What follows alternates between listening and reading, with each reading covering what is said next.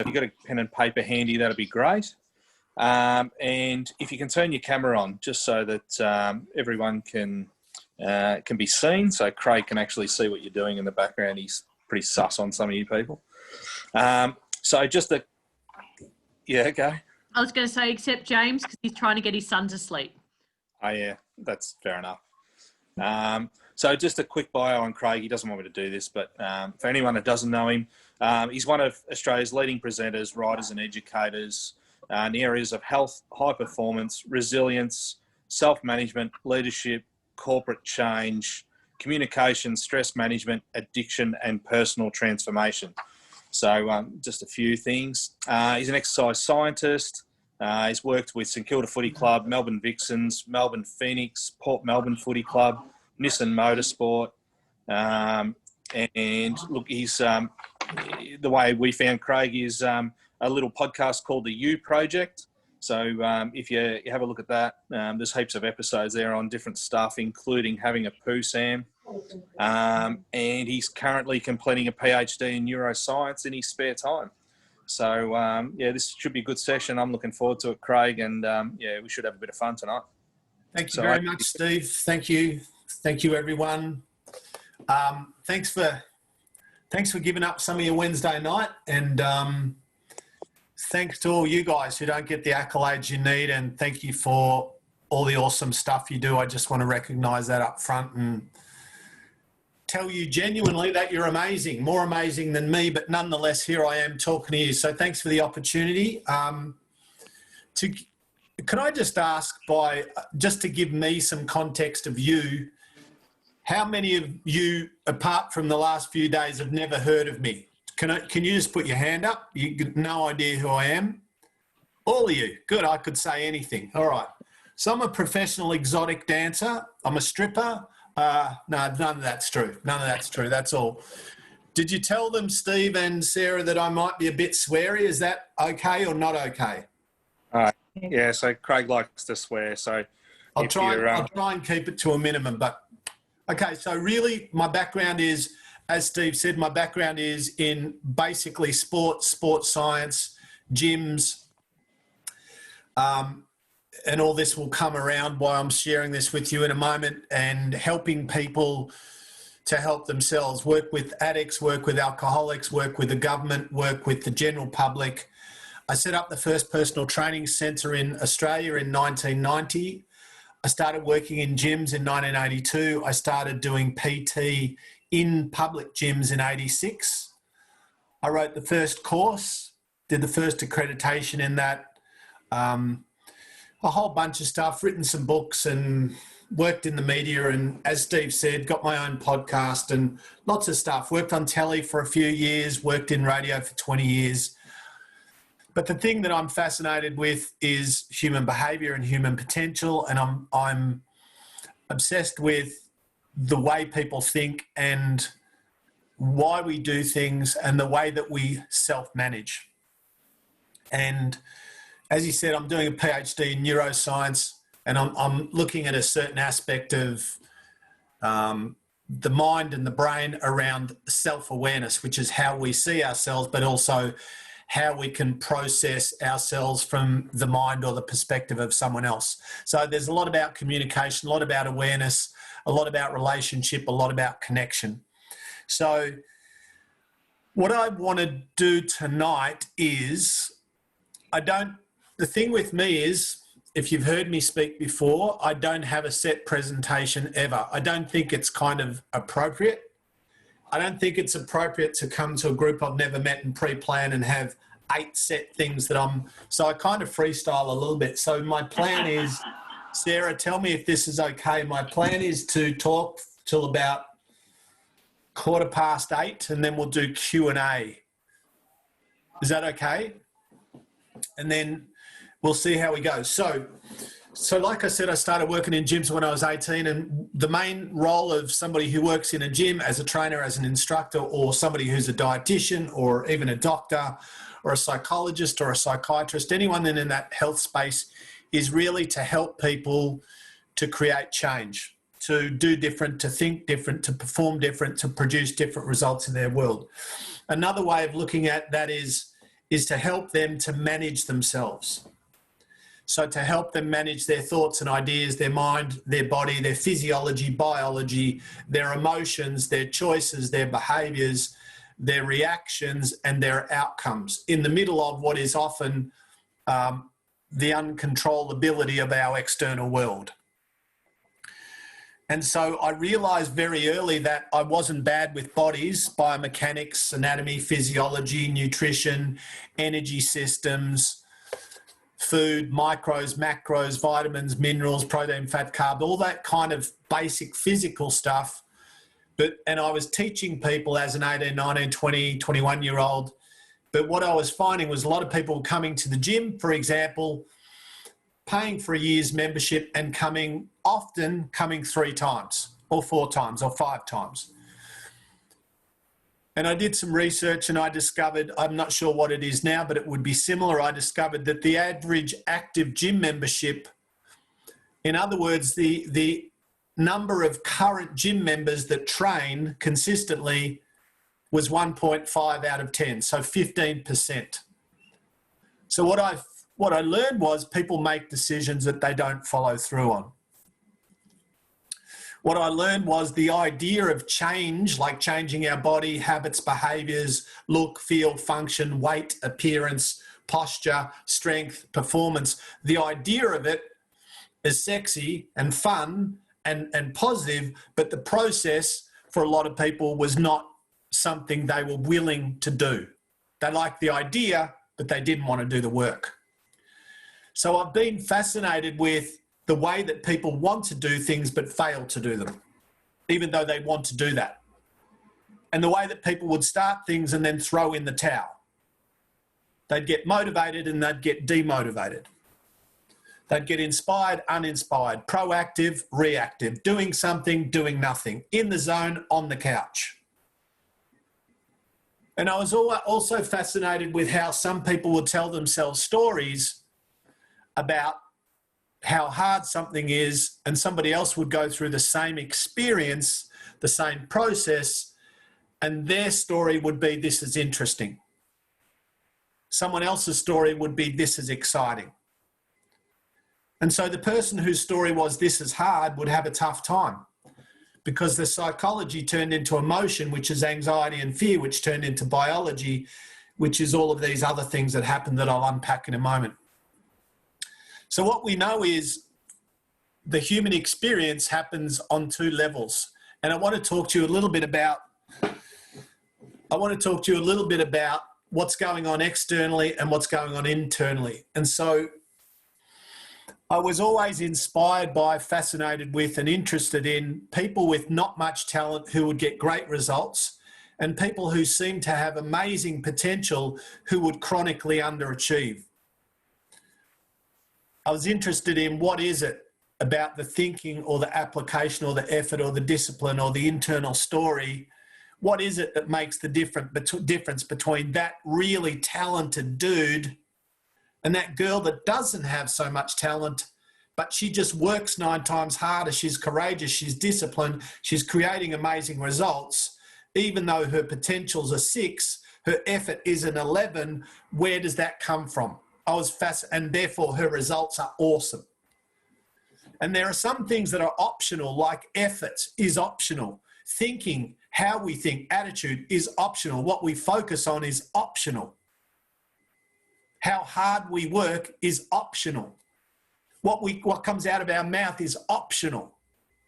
Whether or not we're obsessed with problems or solutions is optional. But what's not optional is genetics. What's not optional is inherent talent. Skill is optional, we can develop it, but talent is set. Hours in a day, set. Genetic potential, set. We can influence it, but for the most part, it's set. So then I got really fascinated with, well, what is it that makes this person more successful, more focused, more able to get more out of themselves? And so that's been my journey for the last 30 years as a coach, as a speaker, as a high performance kind of facilitator, I guess, and also somebody who personally is very mediocre.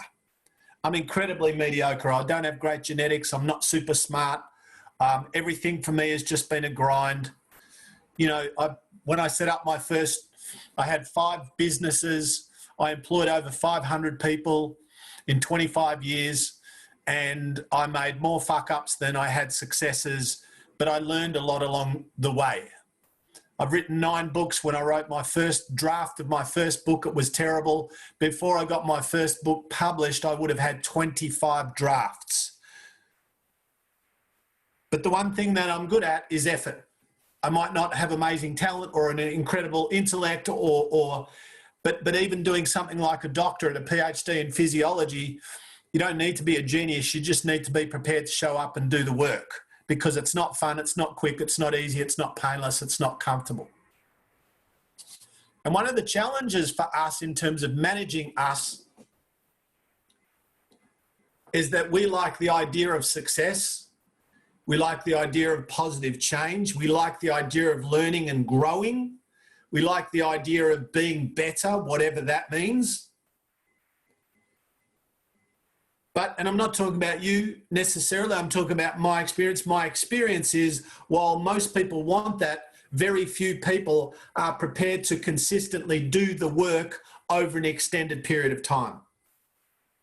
And so one of the things that Sarah and the others mentioned to me to cover was, and I'll just cover this off firstly because it's a really interesting thing, and that is, we need a bit of inspiration, we need a bit of motivation, was one of the kind of requests.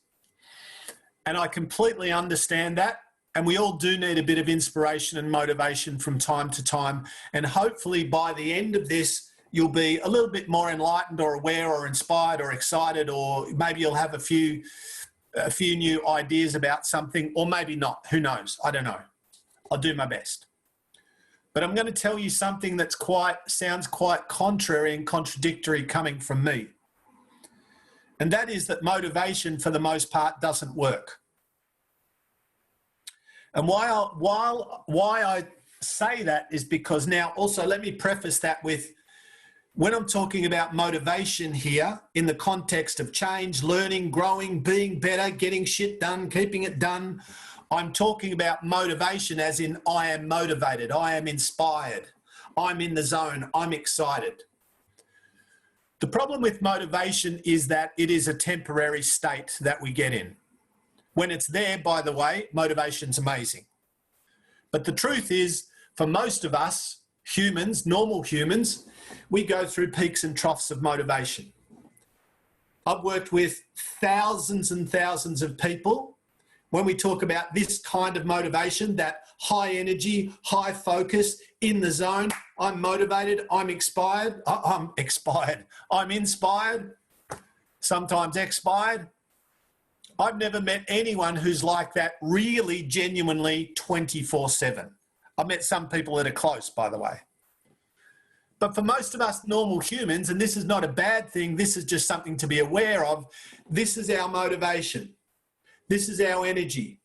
This is our mind. So the human condition, normality for most of us, is some days I'm in the zone, some days I can't be bothered. That's normal. For some of us, it's some days I'm excited, I'm pumped, I'm focused, I've got great energy. And other days we're like, I don't want to get out of bed, COVID sucks, this is not fair, I hate my husband, I hate my wife, I love my husband, I love my wife, and now it's Tuesday, or whatever it is. Sometimes all of that before lunch.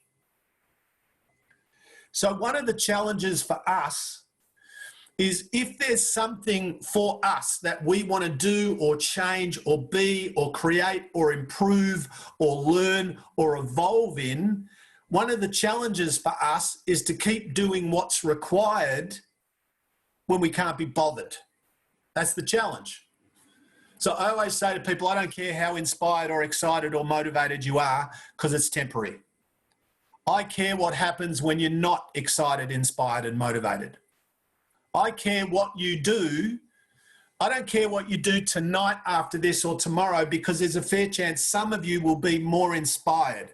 What I care about is 6 weeks from now. What I care about is when you can't remember what I said or who I am, but you made a commitment or a decision, a choice, you stepped into some kind of behavior and you continued it.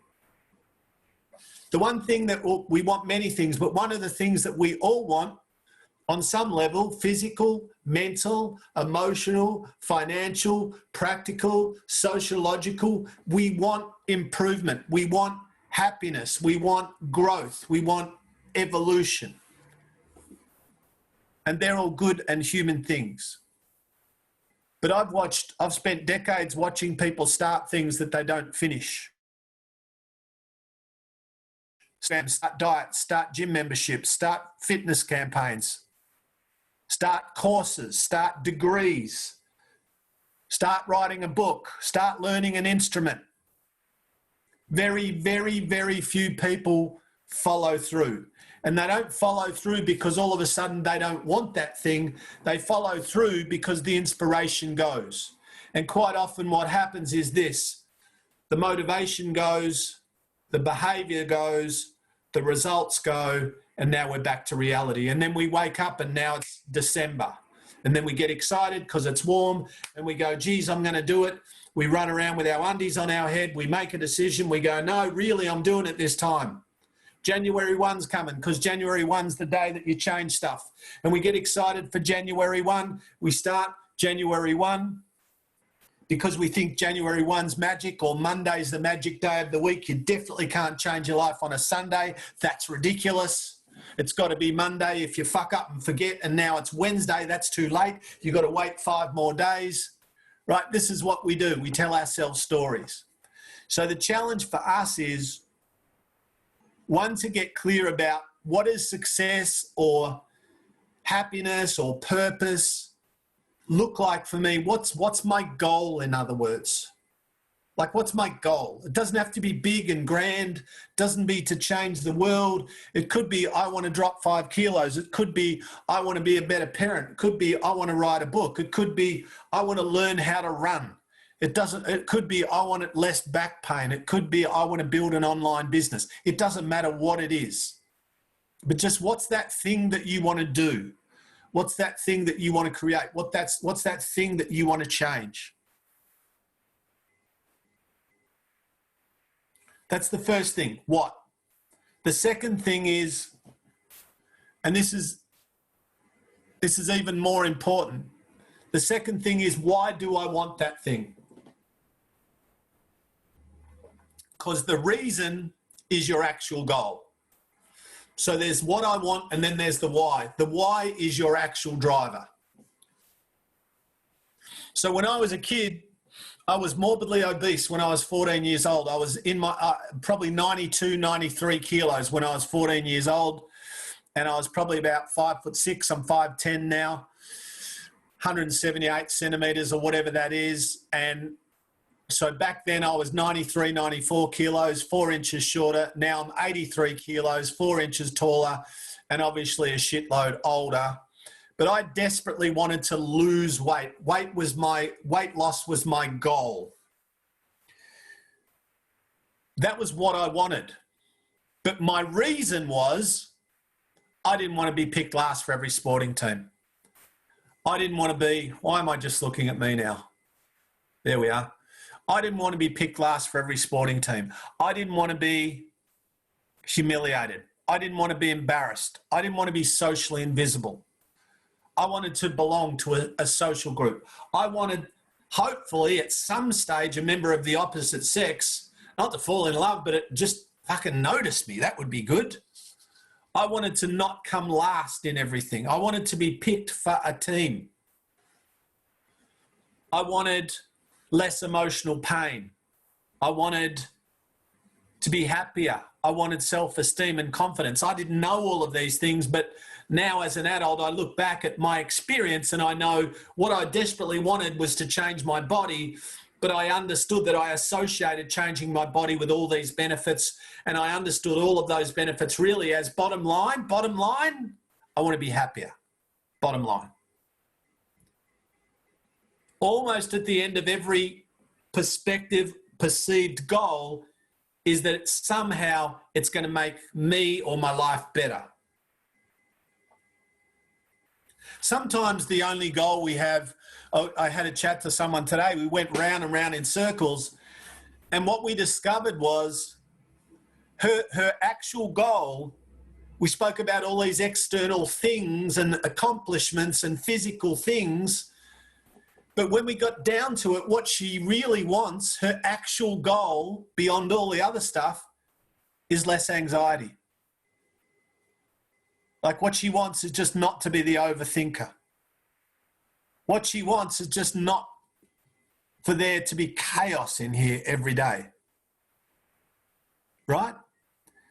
So what I want to tell you is that the biggest challenge for us, I believe, is managing us.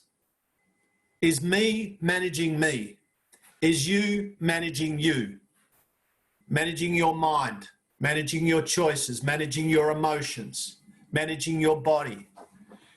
And on a higher level, managing relationships, managing words, managing moments in time, managing choices, managing difficult situations, managing in COVID, managing when things are shit. This is the challenge. When COVID happened, and I don't say this for any kind of sympathy or just to give you a practical snapshot of my life. So my job, in inverted commas, is corporate speaking. I travel all the time. I usually travel overseas a few times a year. I travel around Australia. Most of the year I do over 100 corporate gigs speaking to, obviously, audiences, big and small, mainly big in big auditoriums. I do open to the public workshops with 1,000+ people, lots of great things. And in the matter of 2 weeks, I had $750,000 worth of work fall over. My entire income, my business, every booking for the next 12 months, everything fell over, went away. And we've all got to deal with stuff. And I cracked the SADs for about a day. And that's okay because we're human. And a day or two later, I came out of my little self-pity rabbit hole and I looked around and COVID was still here and that money still wasn't there and those bookings were gone. And I can't talk to people face-to-face now. I can't coach face-to-face. I can't go to a company and talk to rooms full of people. I can't get on a plane. I can't. All the things that I did to make money went away. And so all of us are dealing with stuff right now to greater levels or lesser levels that we didn't want. And so, by the way, it ended up okay. We adapted, all that stuff. I'm fine, thankfully. But here's my point. Bad things happen to good people. Here's my point. Life's unfair at times. Life at times is unfair, messy, unpredictable, uncertain, unfamiliar. And these are all the things we don't like. We like comfortable, we like certain, we like familiar, we like predictable.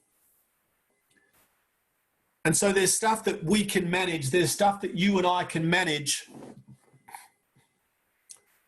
and there's stuff that we can't manage. And the challenge is to know, one, what's in my control and what's not. That's kind of easy. Well, I can't change Dan Andrews. He might annoy me or I might love him, whatever. But it doesn't matter. Me spending 3 hours a day talking about Dan Andrews, probably not going to change Dan Andrews, probably not going to change it, what's going on. Probably what it's going to do is take away 3 hours of my day that I could have been productive, proactive, effective, solving problems, helping people, serving people, helping me, looking after my family, coming up with ideas, being creative, fixing stuff, creating good outcomes, doing positive shit. So there's a challenge for us every day to get up and go, right, what am I going to do with my 16 hours today? Give or take. What am I going to do with my 16 hours? What am I going to do with my talent today? What am I going to do with my opportunities? If there are no opportunities, how will I create opportunities today? When I set up my first personal training centre, there were none in Australia. Everyone said it won't work. I ended up employing 500 trainers. When I wrote my first book, everyone said you won't get it published. I'm not trying to sound like, I know, amazing. I'm not. But here's the thing, is that stuff is just messy and uncomfortable. And the truth is that sometimes the first effort doesn't work and the 10th effort doesn't work and the 20th. But what happens with all of those getting up and falling down moments is that I'm becoming different. I'm developing insight and awareness and skill. I'm learning about what works and what doesn't work, what people like and what people don't like. I'm learning how to manage me and how to connect and interact and build something. And so in a weird way, sometimes adversity, like right now, in a weird way, sometimes adversity is a gift. It's also a pain in the ass, I acknowledge that. But it's sometimes it's a gift, because how do we become, if I said, how many of you want to be more resilient? Probably most of you would go, I do. Or how many want to be more, want to build physical or mental or emotional strength? Most of us. Well, guess what? We can't get strong when we're in comfort all the time.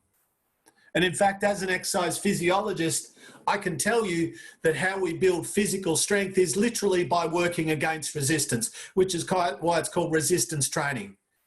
We lift something that's hard and heavy, or we go for a run that's hard, or we climb something or punch something or get on a bike. But what we do is we put ourselves, our body, in a place where it's uncomfortable, and the byproduct is adaptation. The byproduct is fitness. The byproduct is strength. The byproduct, depending on your goals and the stimulus, is growth, is performance. But none of that happens without discomfort, which is why we see so many people in gyms or training environments which kind of do the same workout the same way at the same intensity, and over time they don't change because they don't give their body a reason to change. So then we take that kind of science or that thinking and we transfer that from the body to the mind or our emotional self. How do we do that? How do I get good at being mentally and emotionally tough and strong? I work against resistance. I have hard conversations. I make hard decisions. I do hard things. I get used to working when I hurt. I feel the fear and do it anyway. I'm not talking about in a reckless way. I'm talking about in an intelligent way. One of the questions, because I'm a professional speaker, I've been asked many times, at least 100 times, is by people who are scared of public speaking, how do I overcome my fear of public speaking? And the answer to that question is by public speaking. You can't get good at the thing that you don't do. You can't get strong by avoiding things that cause growth. You can't master the thing you avoid. In the good times and the bad in life, our challenge is to manage ourselves.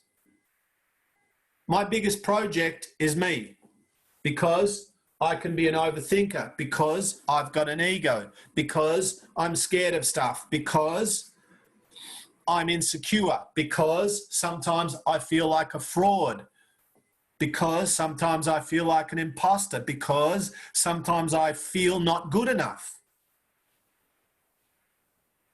And even today at 56, doing this job with my knowledge, with my experience, with my understanding, I still feel not good enough. I intellectually know that I am, but it doesn't stop the feeling. If I said to you, how many of you on a semi-regular basis feel like a fake or a fraud or an imposter, I'm sure that most of you would, if you were being honest, say, I do on a semi-regular basis. If I said, how many of you doubt yourselves chronically, a fair percentage probably. If I said, how many of you overthink, most of you would go like a fucking champion, right? What's overthinking about? It's a byproduct of fear. We overthink because of fear.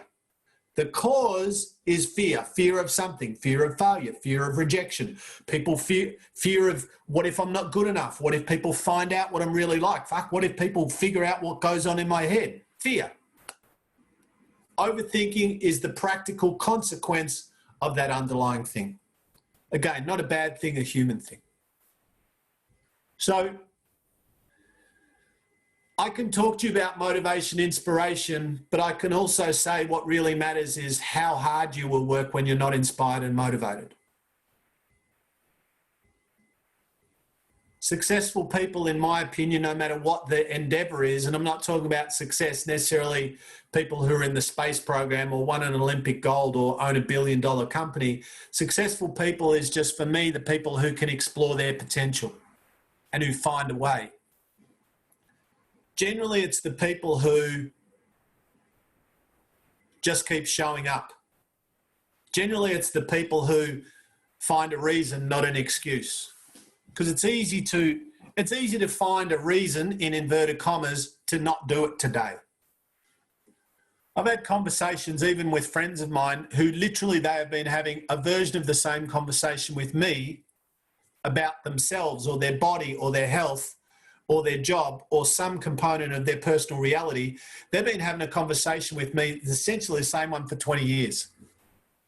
And then they wake up and they're 50. And it's still the same inner monologue. It's still the same story. And they're still not doing the things that they've been talking about doing for 2 decades. And it's not because they can't, it's because they won't. It's because they don't.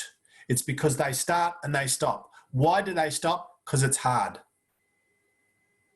Why do they stop? Because it's uncomfortable.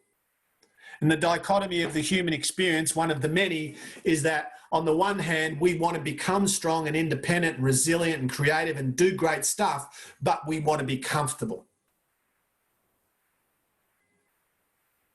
And I'm just using this as an example, but why do, like I, as an ex-fat kid, as an ex-fat adult, I weighed nearly 120 kilos in my 20s at one stage. I've worked with so many people who, for example, didn't want to be in the body they were in. They hated the way they looked and felt and their weight and their appearance. They hated it. They would come to me and hate it and tell me about it, which is cool. And we'd come up with a plan. And literally on the same day, that person would go home and eat 2 litres of ice cream and a packet of Tim Tams. On the same day that they were in my office crying. And one of the challenges for us is to be able to delay gratification. Because the problem for that, or the challenge for that person, and by the way, I've been that person. I've been the person who hates how he looks. I've been the person who's embarrassed by his body and eats pies and sausage rolls on the same day. And the reason that happens is because pies and sausage rolls or beer or pizza or whatever it is for you, if you have a food problem like I did, is that what we get is instant gratification. And we love instant gratification. Makes us feel good. It's like it's not like a chemical. There is a biochemical response. There is a dopamine response in the brain analogous to using a drug or drinking alcohol or gambling if you're addicted to any of those things. What we love is the biochemical result. Because we eat that stuff we know that we shouldn't eat, or we do that thing that we know that we shouldn't do, or we spend that money on the thing we don't need to impress the people who don't care about us, or whatever it is. We do that because in the moment we feel awesome. And the challenge for us is, over the long term, to start to create behaviours that aren't short-term focused. They're not focused on instant gratification in the moment. Because the problem is, when I'm the fat 20-year-old, if I eat the pies, I get instant pleasure. But if I don't eat the pies, I don't get instant weight loss. So what I'll do is I'll eat the pies and I'll start tomorrow. And then tomorrow comes and I'll eat the pies and I'll start tomorrow. And then the third day comes and I'll eat the pie. And then all of a sudden it's Christmas and now I'm 21.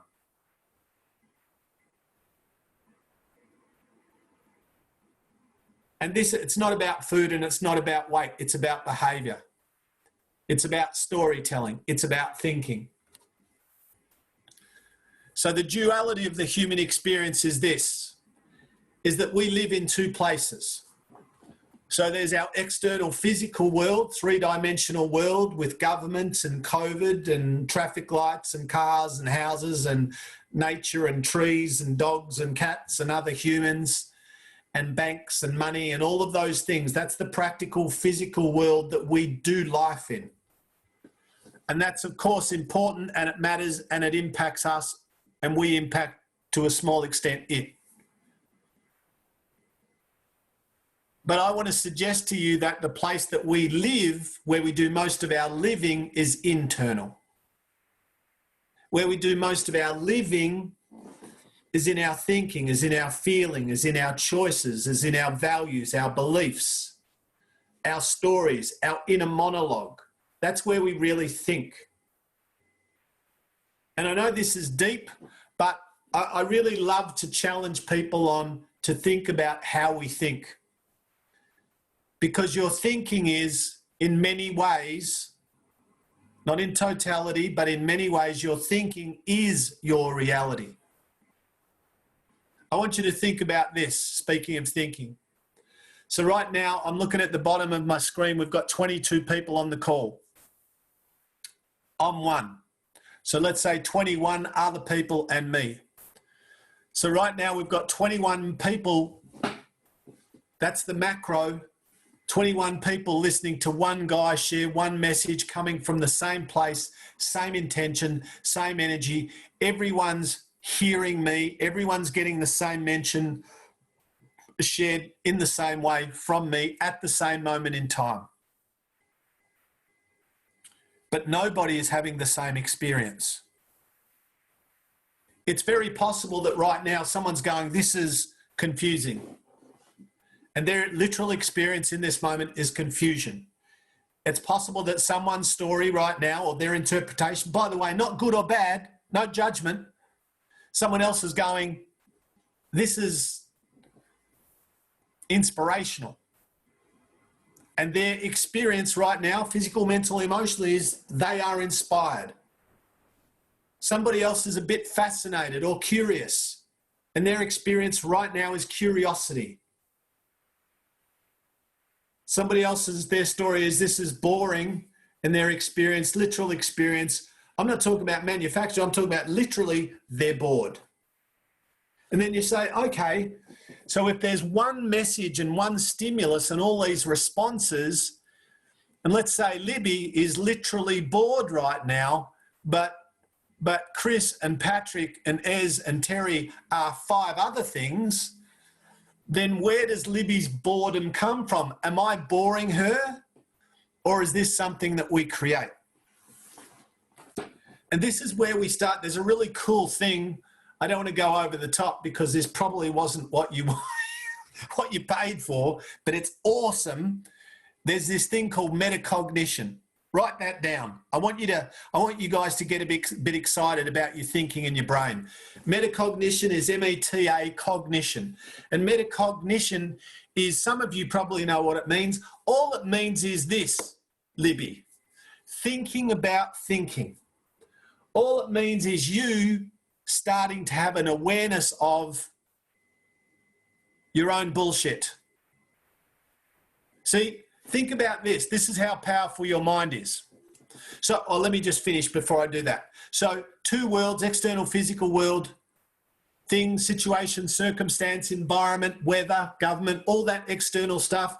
My external environment right now is my computer, my whiteboards, TV up there, computer there, white walls, bright light, 16 degrees, whatever. That's my physical environment. Bit of paper here, stuff. That's my environment. But that's not my reality. Here's my reality. Here's where I live. This is just where I'm situated. This is where my body is. But where I am is here. Does this make sense? Yes or no? Give me a nod if it makes sense, right? And this is starting to become aware of whether or not there's good stuff or bad stuff going on around us, is me starting to become aware of my thoughts. And this is how powerful a thought is. If right now, I'm sitting upstairs in my house, in my office. If right now I'm talking to you guys and I think I hear someone downstairs, and I know that I'm home alone, and I know everything's locked. But while I'm talking to you, I'm pretty sure and I don't have a cat or a dog, I'm pretty sure I hear someone and I start to lose concentration with you. And then all of a sudden I'm like, I tune in there and tune out here. And then I literally hear someone, or I think I hear someone walking in my house. So I have a thought. The thought is, I'm alone. The thought is, I'm not alone. The thought is, fuckity fuck. The thought is, I'm in danger. The thought is, maybe someone's going to hurt me. The thought is whatever. The emotion, so it happens like this, thought. The emotion is fear, anxiety based on the story. By the way, in this pretend reality, there's nobody there. I just left a blind open or something. But I don't know that right now in this story. In this story, I believe someone's there. Now, all of a sudden, my emotional self has kicked in. Anxiety, fear, overthinking, all of this stuff's going on. There's an emotional and a cognitive shitfest going on. And then all of a sudden, my body, which is driven by my mind, goes,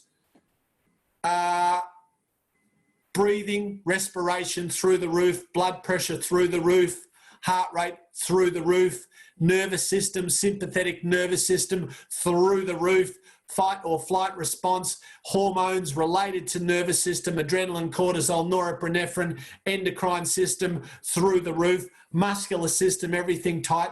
And now, just because I had an idea in my head, my whole being is in a state of anxiety and stress. In my external world, there is no stranger in my house. In my internal world, I'm about to die. My body doesn't know the difference between an actual threat and a perceived threat. My body just responds to my story. My body just responds to my thought. And this is powerful when we start to understand the relationship between the various systems in our body, the psychological, the emotional, the cognitive, the physiological. And so I just want you to keep in mind, you know, when you start to head down that rabbit hole, that dark rabbit hole, is this really a problem? And by the way, of course, there are real problems, of course. Is this really a problem? Or is this just a story about a problem? Is this really a 9 out of 10 drama? Or is this a 2 out of 10 minor issue and I'm turning up the volume on it? This is self-awareness. This is losing $750,000 in a day or 2 or 3, a week maybe, and then going, all right, that's terrible, I don't want it to happen, but then hitting the pause button and going, okay, what can I do? What's the best question I can ask now? How can I adapt? How can I improvise? How can I overcome? How can I be more resourceful? How can I be more creative? How can I create an opportunity? How can I meet a need? How can I manage me? What can I change? I can't change any of that, so what can I change? Where will my energy be today? Where will my attention be today? Where will my focus be today? Not tomorrow, not last week, not next. Today, where will my energy and attention be?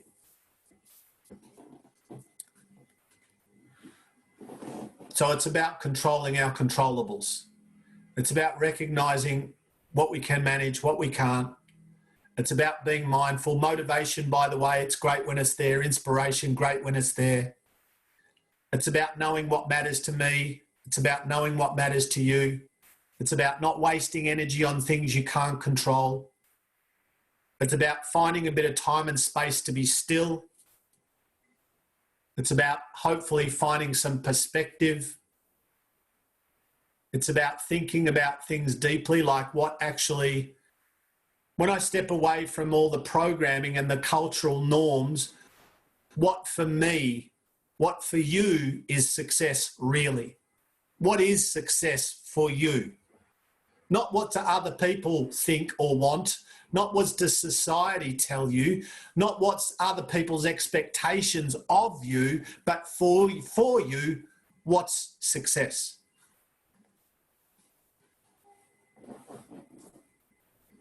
I spent the first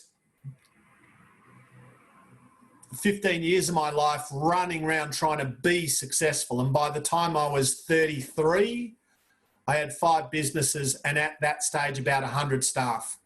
And in the middle of all of my success, I had a nice house in Hampton in Melbourne. I had a nice house in St Andrews Beach. I had a fancy car. I had all this shit. I was successful. And in the middle of all of my success, in inverted commas, I was stressed. I was anxious. I didn't think. I didn't sleep, I should say. I didn't feel great. I was mentally, emotionally, and spiritually bankrupt. From the outside looking in, my life was amazing and shiny and terrific. But from the inside out, it was terrible. And it's because I'm not saying that wealth and business, I'm not saying those are bad things. Of course they're not. But what I was not doing was I wasn't taking care of my internal world. I was all external focused. Everything, success was all about all the stuff that could be seen. And I'm suggesting that success is about a balance between what's happening without and what's happening within. All right, Sarah, that'll do us. Thank you very much. And you're yawning. So somebody turn on their mic and talk to me. I'm sneezing, not yawning. Sneezing. I thought you were bored. All right, team, we've got 10 minutes or so if anyone's got a question. Bless you. That's from Libby. Thanks, Libby. Nice work, Libby. If anyone's got a question, great. If not, we'll all go and sing Kumbaya and eat a chicken. Firstly, just don't if it didn't, but did that make sense to you? Just give me a hand if it did. Did that make sense? Did it resonate? Awesome. Thank you, Michelle. I was feeling a bit insecure until you put your hand up. Thank you. Michelle's like, all right. Craig, it's Andrew. 20-something years ago, telling a bit of a story here, but 20-something years ago, I sat in some health professionals at Port Melbourne with someone doing a talk. Gave a shit talk, and I'm still looking. Was that you? What do you mean? And I'm still looking. What do you mean? It was just the acronym he used in that talk. Shit. It mustn't have been you. It was No. No. Was the acronym SHIT? Yes. No, it wasn't. That's good though. No, I thought it was you. It was something that just ticked, and it still sticks with me 20 years down the track, but close to what you're doing now. Thanks, Andrew. Craig, I had one thing that resonated just at that last there. So for me personally, I sort of went through a bit of what you were describing, where just sort of fell apart and ended up going and taking 6 months off and traveling, and noticed quite a lot of people around that 30-year age bracket that have sort of fallen in a heap around that time period. And I'm curious to know whether it's just me because that I'm mingling with that age group, or is there something in that our culture is through our 20s to focus on an external success? And is that something we should be watching out for when we're trying to mentor the next group of people coming into that? Yeah, I mean, look, it's really different. Is it Ez? Do I say? Is that right? Yeah, it's Erica, but Ez. Erica. Which one do I use? Erica's fine. Erica. I'll call you Brian. Sure. Just being silly. Thanks, Erica.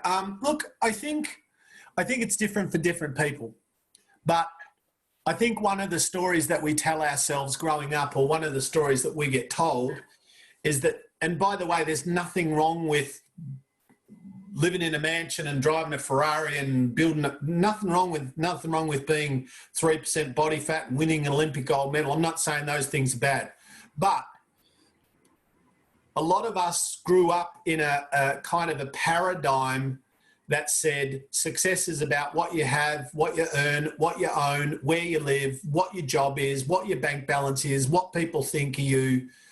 You know, it's all about stuff. And I think it's partly about stuff, but it's definitely not all about stuff. And so I kind of bought into that. So for me, I literally woke up. I used to go to bed when I was about 32. I went through this phase where every night I would go to bed and I would have just blank paper like this beside my bed. I would have 10, 20, 30 A4 sheets and a pen. And every night I would wake up or I couldn't sleep and I'd have to get this thing I was worried about, this idea or this problem or this person I had to ring. I'd have to get it out of my head. And I would wake up often and there would be 3 pages of notes from through the night. And I'd wake up more exhausted than I went to bed. And I just had a bit of a moment in time, Erica, where I was successful, but I didn't feel successful. And I think if you don't feel successful, you're not successful. You know, it's like, well, if you've got all this stuff, but you're still anxious and you're still sad and you don't sleep and you're not happy, then you just have lots of stuff. And that was where I was. And for me, and I was quite selfish. And not in a horrendous way, but I was still training people and doing my job. But it's like and I'm not just saying this because it sounds nice, but I get great pleasure from doing this. And not because I get paid for it, because I do lots of things that I get no pay for. And it's like, for me, working with people, helping people, coaching, teaching, helping people, you know, put their toe in the water of their own potential and power and possibilities, for me, that's success. Like if you said to me, you can talk to 10,000 people tomorrow night live, face to face, no money, or 100 people tomorrow night for 10 grand, I promise you I'd talk to the 10,000. Because for me, I'm much more interested in influence and connection than money. I need money. I make money. I don't hate money, but it's not what drives me. It's not even in my top 10. Thanks, Erica. That's good. Thank you.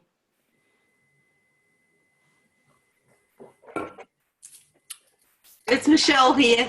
Can I just tell you a little story about my 2 brothers that they are both builders, and when they first started out, they worked 7 days a week and worked really hard. They did 14 to 16-hour days, and one of the brothers, his wife was complaining, going, "You never see the kids.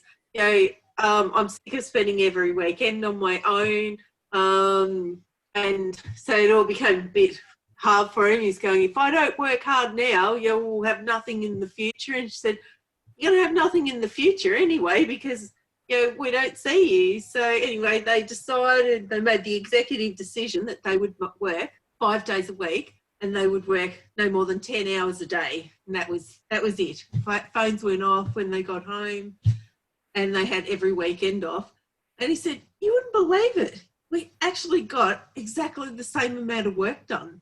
It's just that working 7 days a week and all those hours, we were so tired that we were struggling to keep up. But having the rest and being motivated and feeling energetic, we got so much done within that time." So that's something I always remembered, like you don't have to actually kill yourself to work to actually be successful. 100%, Michelle. And there's a big difference between quality and quantity, isn't there? And when I decided to go back to school at the ripe old age of 55 and start a doctorate, and I went and had an interview and I sat down and I said, "How many hours a week?" And by the way, I'm doing it full time. So I'm doing full-time work and full-time study. I said, "How many hours a week about do I need to study?" They're like, "A minimum of 40. And I was already busy. And I go, 40 a week? And they're like, "Yeah." And you know what? So I said, "Can I think about it?" And they're like, well, of course. Then I went away and I just thought, and I went, you know what? I'll just figure it out. And you just figure it out. So literally all I do is I study, I work out, I train, I sleep, and I try and do something 1 hour a day or 1.5 hours a day that's just ridiculous.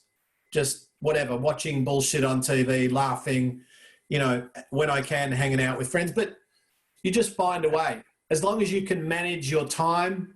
I don't have a wife or kids, so it's a bit, I definitely wouldn't have done this if I had a wife and kids. But yeah, good for them. We might do one more if there's one more question, otherwise we'll say goodbye. I don't have a question, I just have a comment. What really resonated with me when you said you just have to keep showing up. I mean, sometimes I just need to, I show up when I'm not in the mood. In all sense, you know, in every, well, not in every aspect of my life, of course, but generally sometimes, and especially during these weird times, you're just not in the mood and you just don't have anything, but you show up. And then all of a sudden the day is over and you've accomplished some things and you've ticked some things off the list, and then tomorrow you just show up again.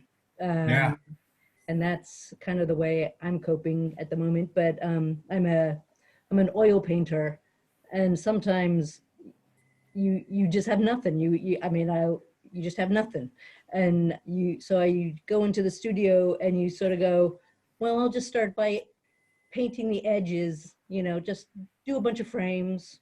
I'll do a bunch of frames. And then suddenly I look at the painting and go, wow, it needs a little yellow. And then I'm gone. And it's like 8 hours goes by and you go, wow, man, I was nowhere. I was out, you know, and everywhere. So it's something that it's probably one of my strongest suits, maybe. Just show up. Yeah, good for you. I got interviewed recently and they asked me, because I told them all the things I'm bad at, which is a lot of things. And they said, you must be good at something. What are you good at? What's one thing you're good at? And I said, effort. Because that's optional, isn't it? What am I good at? I'm good at just persevering. So, well, everyone, I want to tell you, I loved hanging out with you. Thank you so much for spending some time with me. Sarah, was that okay? That was excellent, and so many things resonates with me. One thing I really pushed it is that for me, nothing motivates me more than someone saying you can't. You won't be able to do that. You can't do that. Damn, I will do that, and that keep me going. Well, good for you. Well, thank you for hanging out with me, everyone. Hey, if you want if you like that kind of stuff, if you don't, totally understand, don't blame you. But if you do like my ideas or the way I teach or talk, there's literally hundreds and hundreds of free hours of that on my podcast, which I think, who was talking about, Steve, or was it Sam or someone, Steve? It's called the U Project. And it's free, just subscribe. There's no hooks, catches, agendas. There's no sales pitches.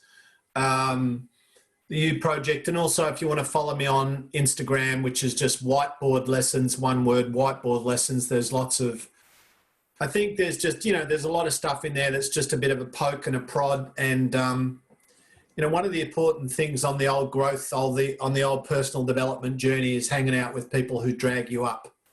And sometimes that might be via a podcast or via an ebook or a, you know, maybe just a phone call with somebody. But spend time with people who drag you up and the journey will be a better one.